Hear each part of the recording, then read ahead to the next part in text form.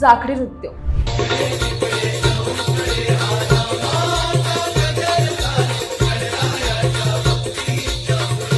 कोकणातल्या ज्या जाखडी नृत्यावर किंवा बाला डान्सवर आज आपण थिरकतो, पण त्याचा उगम कसा झाला हे तुम्हाला माहिती आहे का?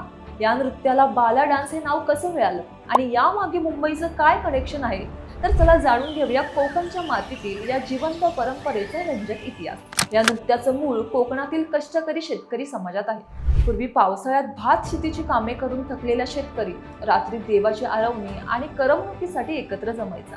गणेश उत्सवात रात्रभर जाग म्हणजे जागून हे नृत्य केलं जायचं, म्हणूनच याला जाखडी हे नृत्य नाव पडलं. पण मग याला बाला डान्स नाव कसे मिळालं, तर याचं थेट कनेक्शन आहे मुंबईशी. स्वातंत्र्यापूर्वी अनेक कोकणी तरुण पोटा पाण्यासाठी मुंबईत आले. तिथे ते मिळेल ते काम करायचे. मुंबईतील मालक या कोकणी तरुणांना प्रेमाने बाल्या म्हणून हाक मारायचे. जेव्हा हे तरुण कामावरून सुटल्यावर मुंबईच्या चाळींमध्ये एकत्र येऊन आपलं पारंपरिक नृत्य करायचे, तेव्हा मुंबईकरांनी त्याला बाल्या लोकांचा डान्स म्हणजेच बाला डान्स म्हणायला सुरुवात केली. जाखडी नृत्याचा सर्वात मोठा थरार म्हणजे शक्तितुरा सामना. यामध्ये दोन प्रतिस्पर्धी गट गाण्याच्या माध्यमातून एकमेकांना पौराणिक प्रश्न विचारतात. ढोलकीच्या कडकडाटावर चालणारी ही सवाल जवाब जुगलबंदी पाहणे म्हणजे प्रेक्षकांसाठी एक पर्वणीच असते. कष्टातून जन्माला आलेली आणि मुंबईच्या चाळीत नावारूपास आलेली ही कला आज जगभर गाजत आहे.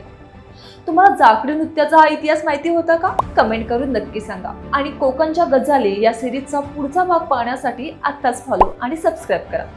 धन्यवाद.